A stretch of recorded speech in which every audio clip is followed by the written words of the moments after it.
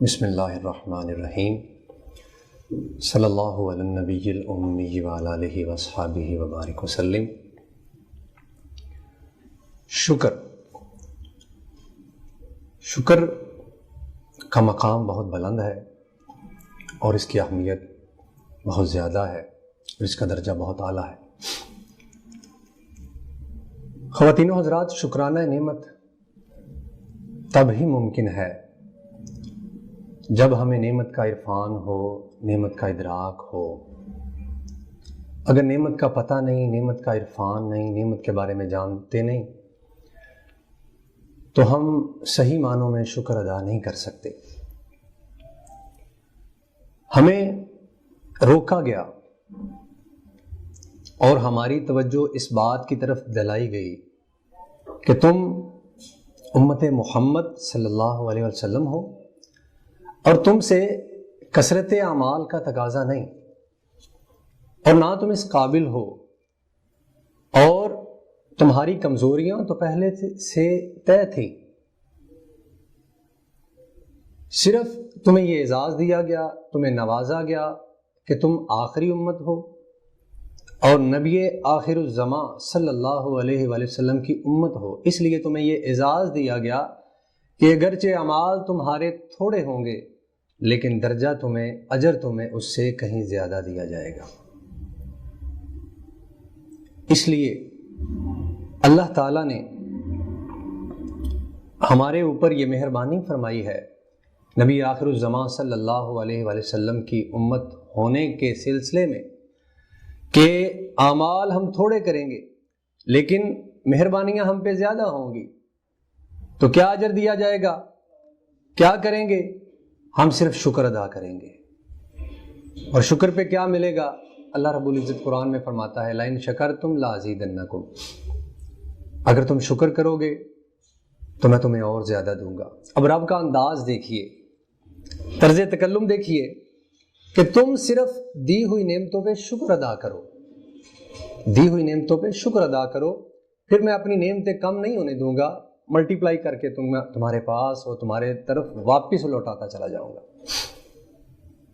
اب یہ انداز رب کا اور یہ رب کی کرم نوازی، ہم بڑے ٹوٹکے کرتے ہیں، ہم بڑے چونچلے کرتے ہیں، کیا کرتے ہیں، اور ہمیں کوئی اس میں آسان سا حل بتا دیا گیا کہ تمہیں کوئی ایفیشنسی اور جناب سورس یہ تم نہیں بڑھاؤ گے، بڑھاؤں گا میں۔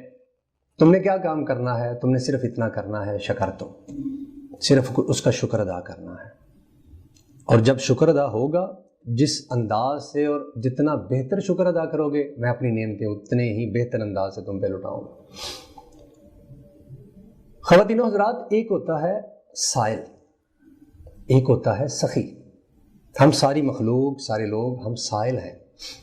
اللہ سب سخیوں سے زیادہ بڑا سخی ہے۔ اگر ہمیں مانگنے کا سلیقہ ہے تو پھر رب ہمیں کیسے عطا کرتا ہے یہ رب بخوبی جانتا ہے۔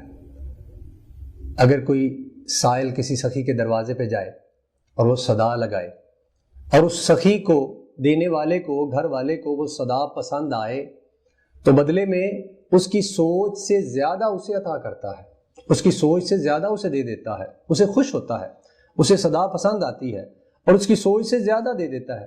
اور سائل پھر کیا کرتا ہے؟ دوبارہ سے اس کا دل چاہتا ہے کہ اس کے در سے مانگو اور بہتر انداز سے مانگو۔ بس یہی رب کا طریقہ ہے، بس ہم نے اس سے مانگنا ہے، بس ہمیں پتہ چل جائے کہ وہ کتنا بڑا سخی ہے۔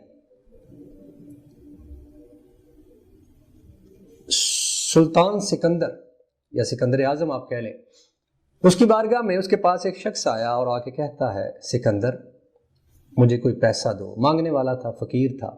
اس نے کہا سکندر مجھے کوئی پیسہ دو۔ اب وہ سکندر آگے سے کہتا ہے کوئی مانگنے والے، کوئی فقیر، دیکھ تو صحیح، مانگ سکندر سے رہا ہے اور مانگ پیسہ رہا ہے۔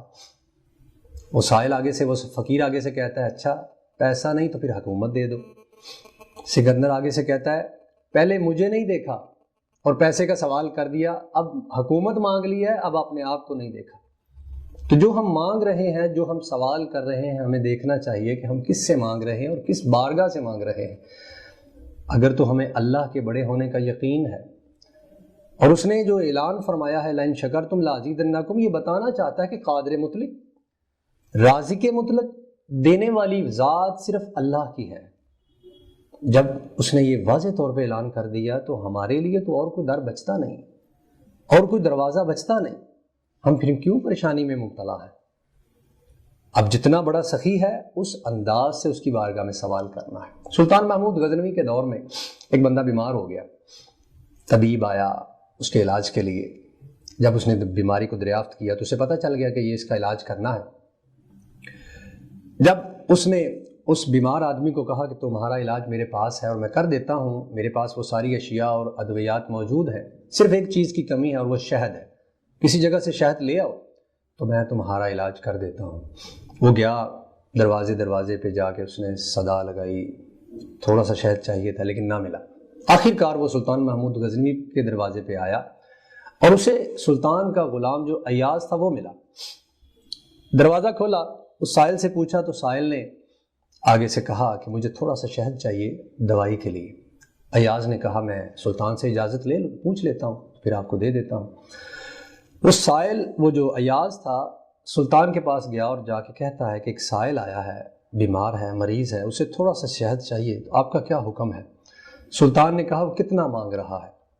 ایاز نے کہا وہ تھوڑا سا مانگتا ہے۔ تو سلطان نے کہا وہ جو 3 کین پڑے ہیں شہد کے وہ تینوں اسے دے دو۔ ایاز کہتا ہے اس نے تو تھوڑا سا مانگا ہے، تو آپ 3 دے رہے ہیں، اس کی وجہ؟ تو سلطان کہنے لگا اس نے اپنی حیثیت کے مطابق مانگا ہے، اب ہم اسے اپنی حیثیت کے مطابق دیں گے۔ ہمیں مانگنے کا سلیقہ نہیں آتا۔ خواتین و حضرات، ہم کس طرح مانگیں، ہم کس طرح شکر ادا کریں؟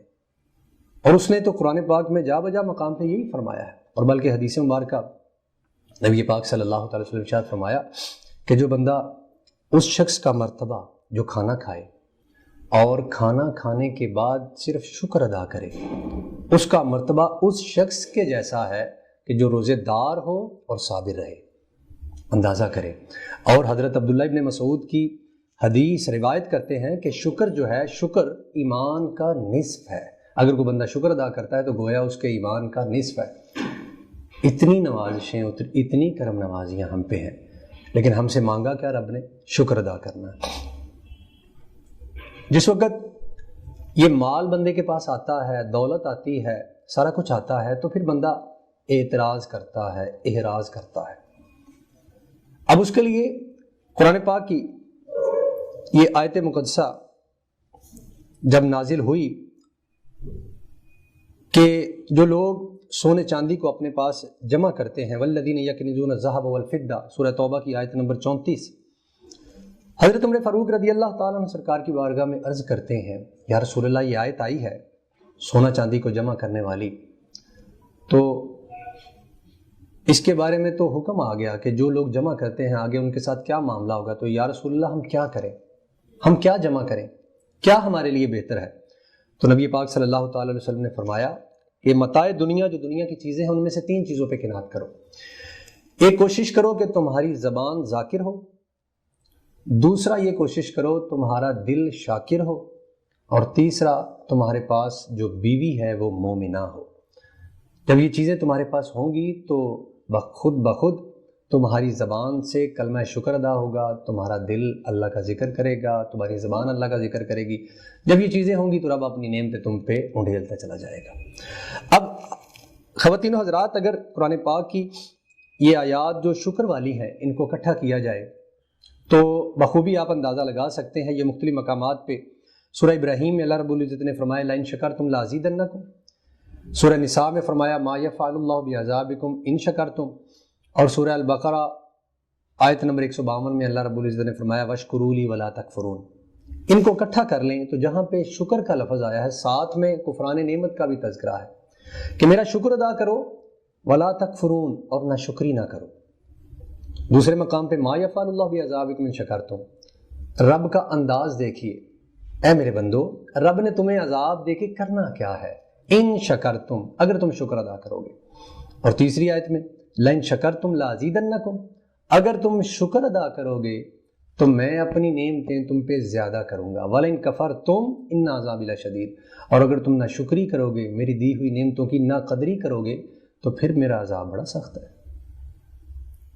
اور اللہ رب العزت نے یہ بھی فرما دیا کہ ہماری مخلوقات میں سے ایسے لوگ بھی ہیں شکر ادا نہیں کرتے، کم ہے.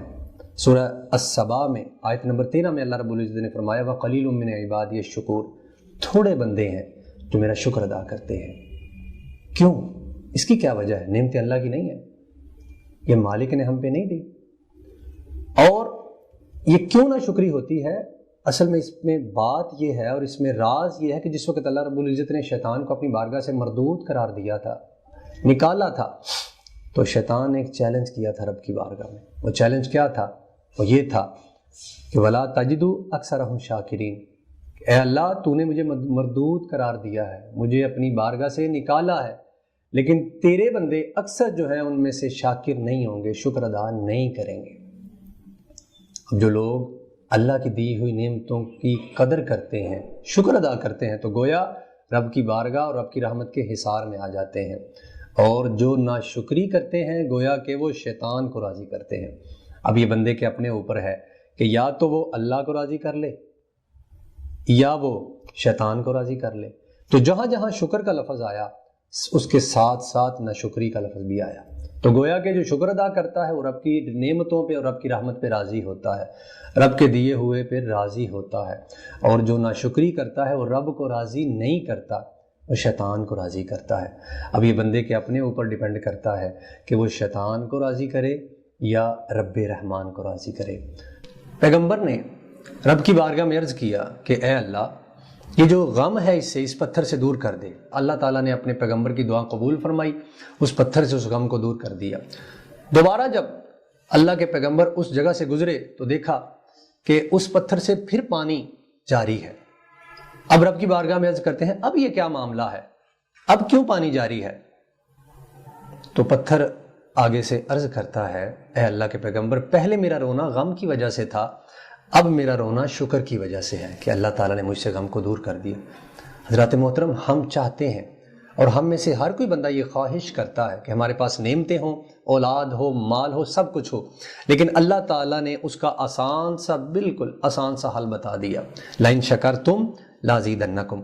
تم صرف شکر ادا کرتے جاؤ، نعمتیں بڑھانا ہمارا کام ہے.